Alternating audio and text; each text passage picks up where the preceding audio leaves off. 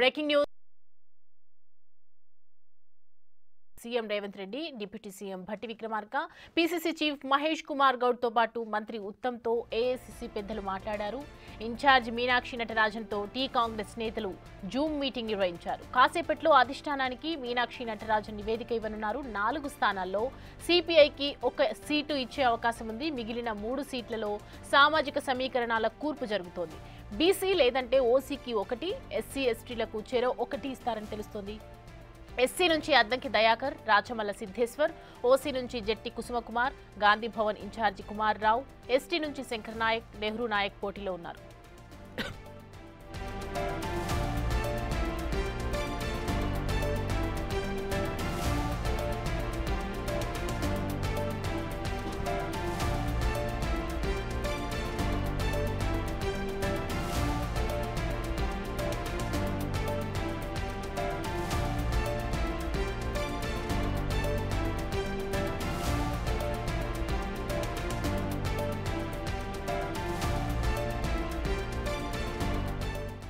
ఈ అంశానికి సంబంధించి పూర్తి డీటెయిల్స్ మా ప్రతినిధి హేమ అందిస్తారు. హేమ, ఎమ్మెల్సీ ఎంపికకు సంబంధించి నివేదికలు రానున్నాయి మరి కాసేపట్లో. సో డీటెయిల్స్ ఏంటి?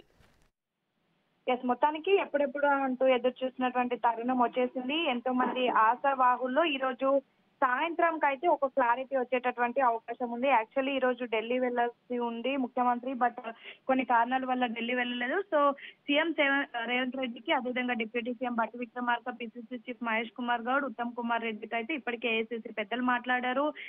ఇన్ఛార్జ్ మీనాక్షి నటరాజన్ వీళ్ళంతా మన తెలంగాణ కాంగ్రెస్ నేతలందరితో కూడా జూమ్ మీటింగ్ ఏర్పాటు చేశారు. కాసేపట్లోనే అధిష్టానానికి అయితే నివేదిక ఇవ్వనున్నారు మీనాక్షి నటరాజన్. ఇప్పటికే జూమ్ మీటింగ్ లో ఎవరిని ఖరారు చేయాలి అంటూ కూడా ఒక కొలిక్కి వచ్చారు. కాసేపట్లో నివేదిక ఇచ్చి ఈవినింగ్ వరకు కూడా ఎమ్మెల్సీ ఎన్నికలకు సంబంధించినటువంటి అభ్యర్థులను ప్రకటించనున్నారు. అయితే ఇందులో ప్రధానంగా మనం మొదటి నుంచి చెప్తుంది, ప్రస్తుతం అసెంబ్లీలో ఉన్నటువంటి రేషియో ప్రకారం కాంగ్రెస్ కి 4, బీఆర్ఎస్ కి 1 సీట్ వచ్చే అవకాశం ఉంది. ఇందులో భాగంగా సిపిఐ, మా కాంగ్రెస్ కి రావాల్సినటువంటి 4 సీట్లలో 1 సిపిఐకి ఇచ్చేటటువంటి అవకాశం కనిపిస్తుంది. మిగిలిన 3 సీట్లు ఏవైతే ఉన్నాయో అవన్నీ కూడా సామాజిక సమీకరణ జరిగే విధంగా కూడా ఇవ్వాలనుకుంటున్నారు. ఇప్పటికే రీసెంట్ గా జరిగినటువంటి బీసీ కులగణన, ఎస్సీ వర్గీకరణ వీటన్నిటికీ సంబంధించి ప్రతి ఒక్క సామాజిక వర్గానికి కూడా సముచిత న్యాయం జరిగే విధంగా కూడా సీట్లు సర్దుబాటు చేయనున్నారు. అయితే ఇప్పటి వరకు మనకున్నటువంటి సమాచారం ప్రకారం బీసీ లేదంటే ఓసీకి 1 సీట్ ఇస్తారు, ఎస్సీ లేదా ఎస్టీ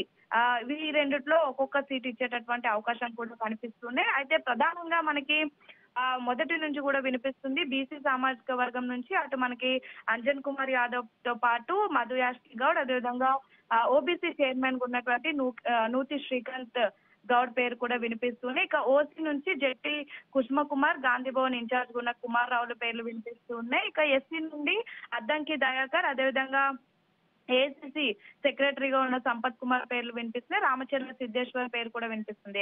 ఎస్టీ సామాజిక వర్గం నుంచి శంకర్ నాయక్ నల్గొండ డీసీసీగా ఉన్నారు. అదేవిధంగా నెహ్రూ నాయక్ మహబూబాబాద్ నుంచి కూడా వినిపిస్తున్నాయి. అయితే ప్రధానంగా ఇప్పటి వరకు మనకు ఉన్నటువంటి క్లారిటీ ఏంటంటే, గత ఎన్నికల్లో పోటీ చేసిన వారికి ఎమ్మెల్సీలో ఛాన్స్ ఇచ్చేటటువంటి అవకాశం కూడా లేదు. అదేవిధంగా కార్పొరేషన్ చైర్మన్ పదవులు ఉన్న వారికి కూడా ఎమ్మెల్సీ అవకాశాలు ఇవ్వమని అయితే చెప్తున్నారు. సో మొత్తానికైతే ఈ రోజు సాయంత్రం వరకు ఎమ్మెల్సీ అభ్యర్థుల ఘట్టం అయితే ఒక చివరి కొలికి చేరుకోనుందనే చెప్పుకోవచ్చు.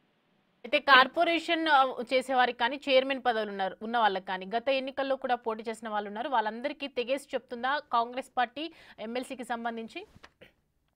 ఖచ్చితంగా మీనాక్షి నటరాజన్ వచ్చి, అంటే ఇంతకు ముందు టీ కాంగ్రెస్ రాజకీయాలు ఒకలా ఉండేవి, మీనాక్షి నటరాజన్ ఇన్ఛార్జ్ కి వచ్చిన తర్వాత మరొకలా ఉన్నాయి. ఎందుకంటే మీనాక్షి నటరాజన్ పదే చెప్తుంది, పార్టీ కోసం పనిచేసినటువంటి వాళ్ళకే సముచిత న్యాయం జరుగుతుంది. 10 ఏళ్ల నుంచి పార్టీలో ఉన్నటువంటి వాళ్ళకు నామినేటెడ్ పదవులతో పాటు ఇతర పదవులు కూడా కైవసం అవుతాయి. మరీ ముఖ్యంగా గతంలో ఎవరైతే పోటీ చేసి ఓడిపోయారో వాళ్లకు కొన్ని పదవుల్లో దూరం పెడతామంటూ కూడా చెప్పొచ్చారు. ఇందులో భాగంగానే రీసెంట్ గా అనేక మంది ఎవరైతే ఎమ్మెల్యే సీట్ వచ్చి ఓడిపోయినటువంటి వాళ్ళు కానివ్వండి, లేదంటే ఆల్రెడీ వాళ్ళు ఒక పొజిషన్ కోరుకు కోరుకున్నటువంటి వాళ్ళకు కార్పొరేషన్ చైర్మన్లు ఇచ్చి వాళ్ళకి కాస్త శాంతపరిచారు. సో అలాంటి వాళ్ళు కూడా ఒక్కసారిగా ఎమ్మెల్సీ అవకాశం ఉంది, ఇది నామినేటెడ్ పదవే కాబట్టి ఈజీగా కైవసం చేసుకోవచ్చు అంటూ చాలా మంది ఆశావాహులు ఎదురు చూశారు. యాక్చువల్లీ ఈ 4 సీట్లకు దాదాపు 40 మంది వరకు కూడా పోటీ పడ్డారు. అయితే ఇందులో భాగంగా హైకమాండ్ అయితే ఒక క్లారిటీ ఇచ్చేసింది. గత ఎన్నికల్లో పోటీ చేసినటువంటి వరకు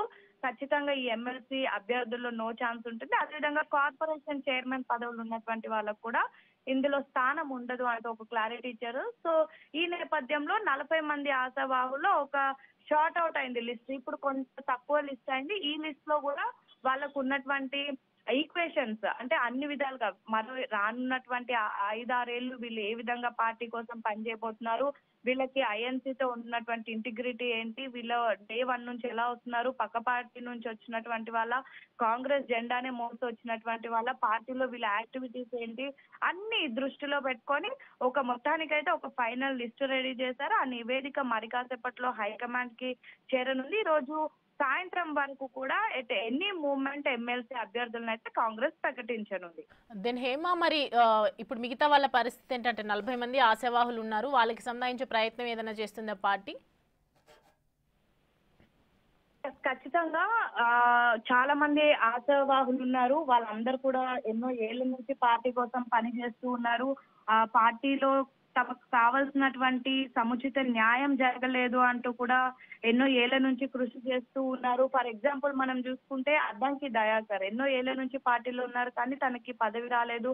సో అలాంటి వాళ్ళు ఉన్నారు. అండ్ జగ్గారెడ్డి, జీవన్ రెడ్డి లాంటి వాళ్ళు ఉన్నారు, సామా రామ్మోహన్ రెడ్డి లాంటి యంగ్స్టర్స్ ఉన్నారు, ఇంకా చాలా మంది అభ్యర్థులు కూడా ఉన్నారు. ఇటు ఓబీసీ చైర్మన్ గా ఉన్నటువంటి నూతి శ్రీకాంత్ గౌడ్ కానివ్వండి, వీళ్ళంతా కూడా గతంలో ఎమ్మెల్యే టికెట్ కోసం ఆశావాహులుగా ఉన్నారు. కానీ కొన్ని కారణాల వల్ల ఎమ్మెల్యేగా రానప్పటికీ కూడా ఈ ఎమ్మెల్సీలో స్థానం వస్తుందేమో అంటూ ఎదురు చూశారు. కానీ అలాంటి వాళ్ళందరికీ కూడా కార్పొరేషన్ పదవులు ఉన్న వాళ్ళు, గతంలో గెలిచి పోటీ చేసి ఓడిపోయినటువంటి వాళ్ళు, ఇలాంటి వాళ్ళకు సీట్ ఇవ్వమనేసరికి కాస్త వీళ్ళంతా డిసప్పాయింట్ అయ్యారు. అయితే వీళ్ళందరికీ కూడా తర్వాత ఇంకా నామినేటెడ్ పదవులు చాలా ఉన్నాయి. అటు ఇంకా డీసీసీ ప్రెసిడెంట్స్ అనౌన్స్ చేయాలి, టీపీసీసీ కార్యవర్గం అనౌన్స్ చేయాలి, అండ్ మోర్ ఓవర్ వర్కింగ్ ప్రెసిడెంట్లు ఉన్నాయి. సో వీటన్నిటిలో కూడా ఎక్కడో ఒక దగ్గర సర్దుబాటు చేస్తారు. మొత్తానికైతే మీనాక్షి నటరాజన్ ప్రతి ఒక్కరికి కూడా సముచిత న్యాయం కల్పిస్తామా అంటూ కూడా చెప్తూ ఉన్నారు. ఉన్నటువంటి ఆశావాహులే కానివ్వండి, మిగతా వాళ్ళందరికైతే ప్రస్తుతం ఒక ఆశ ఉన్నప్పటికీ కూడా ఒక్కసారిగా ఇలా పోటీ చేసినటువంటి వాళ్ళకు కార్పొరేషన్ చైర్మన్లకు కూడా ఎమ్మెల్సీలో ఛాన్స్ లేదనేసరికి కొంతమంది డిసప్పాయింట్ అయ్యారు. బట్ నెక్స్ట్ ఏదైనా అవకాశం ఉన్నప్పుడు వీళ్ళకి కూడా న్యాయం జరుగుతుందని అయితే ఆశ కూడా ఉంది. For the updates Hema.